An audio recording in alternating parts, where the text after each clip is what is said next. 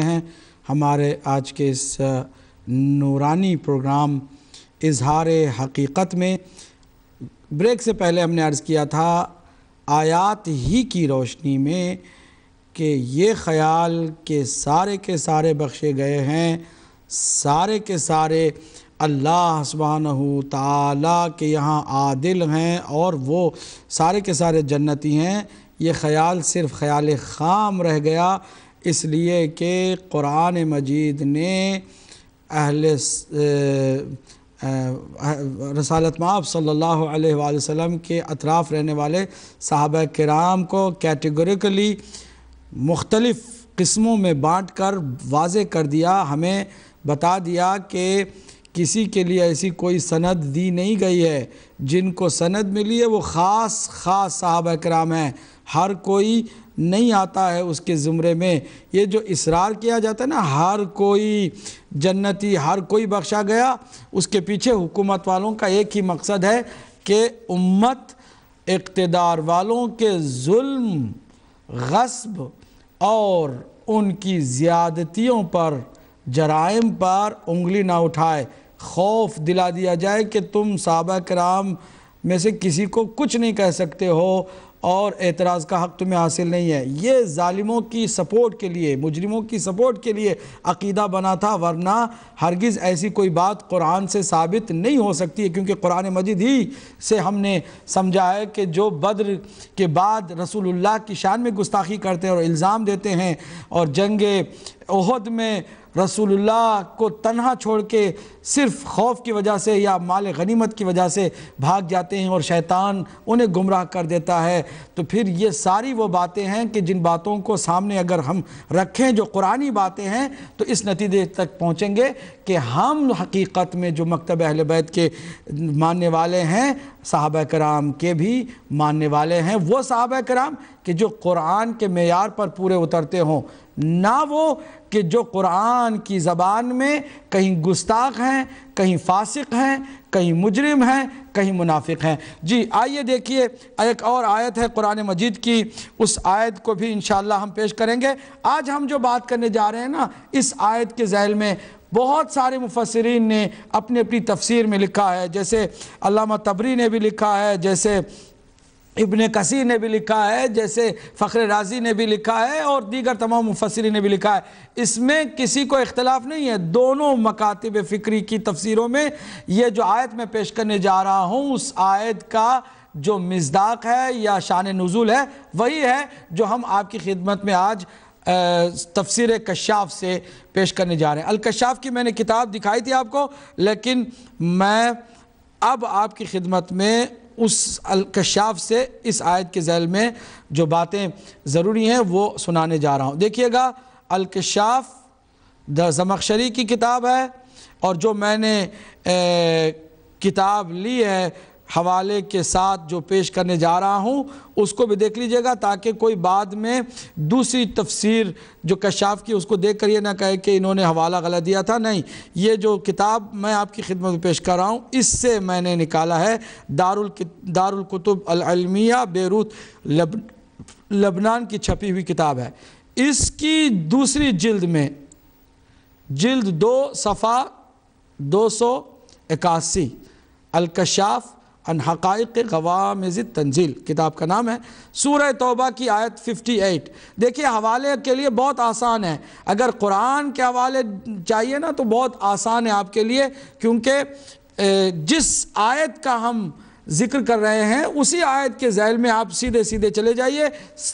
چاہے کہیں سے بھی پرنٹ ہوئی کتاب ہو، تفسیر کشاف کی کوئی بھی جلد ہو، لیکن اگر سورہ توبہ تک آپ پہنچ گئے، سورہ توبہ کی 98ویں آیت کی طرف چلے گئے تو اس کے ذیل میں آپ یہ پڑھیں گے۔ آپ کو میں نے اس کو ہائی لائٹ کیا ہے، اس کو دیکھیے آیت کیا ہے، یہ ہے وَمِنْهُمْ، یعنی ان میں سے، کن میں سے؟ وہی جن کو آپ صحابہ کہتے ہیں، وَمِنْهُمْ صحابہ میں سے مَنْ يَلْمِزُكَ فِي الصَّدَقَاتِ فَإِنْ أُعْطُوا مِنْهَا رَضُوا وَإِنْ لَمْ يُعْطَوْا مِنْهَا إِذَا هُمْ يَسْخَطُونَ۔ اللہ اکبر۔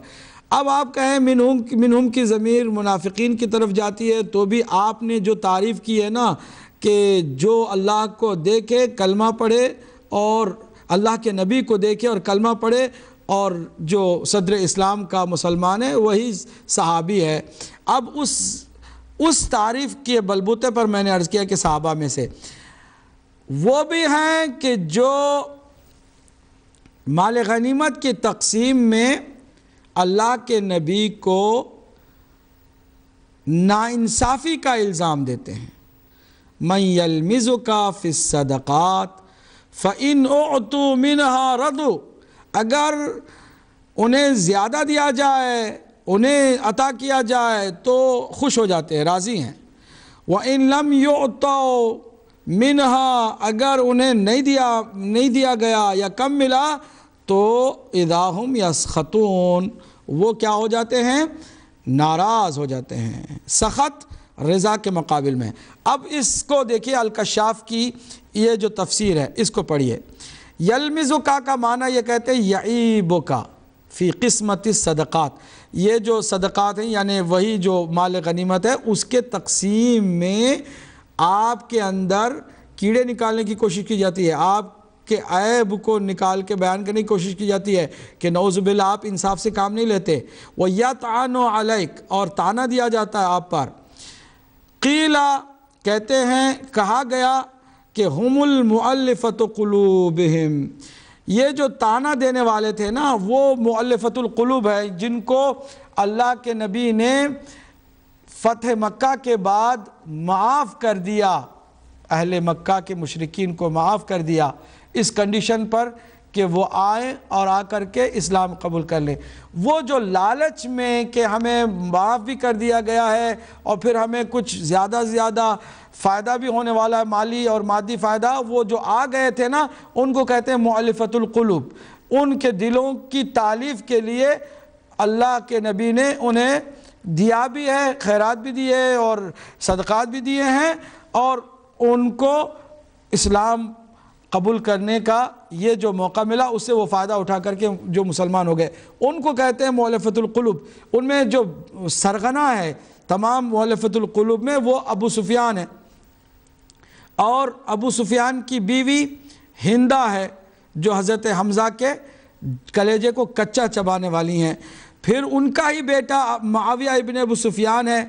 اور دیگر بنی امیہ کے وہ لوگ ہیں کہ جو مؤلفۃ القلوب کہلاتے ہیں۔ یہاں پر یہ جو تفسیر کشاف میں ان کے بارے میں یہ آیت نازل ہوئی، کہتے ہیں کہ وہ جن کے لیے یہ آیت آئی ہے وہ ہے مؤلفۃ القلوب، کہ یہ جو ہے رسول اللہ کو مال غنیمت کی تقسیم بندی میں، تقسیم کے کام میں نعوذ باللہ تان دیتے تھے، طنز کرتے تھے، اور یہ کہتے تھے کہ وہ انصاف سے کام نہیں لیتے ہیں۔ یہ ان کے بارے میں ہے۔ لیکن بعض کہتے ہیں وقیلا، کہا گیا کہ ہوا ابن ذی الخویسرہ رأس الخوارج، حقیقت میں جو تانا دینے والا تھا وہ تھا ابن ذی الخویسرہ، نام ہے جو بعد میں خوارج کا سرغنہ ہو گیا۔ میں آپ کو ایک بات جاتے جاتے بتاتا ہوا چلوں، توجہ کیجئے گا۔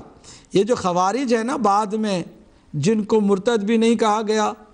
جن کو منافق بھی بظاہر نہیں کہا گیا،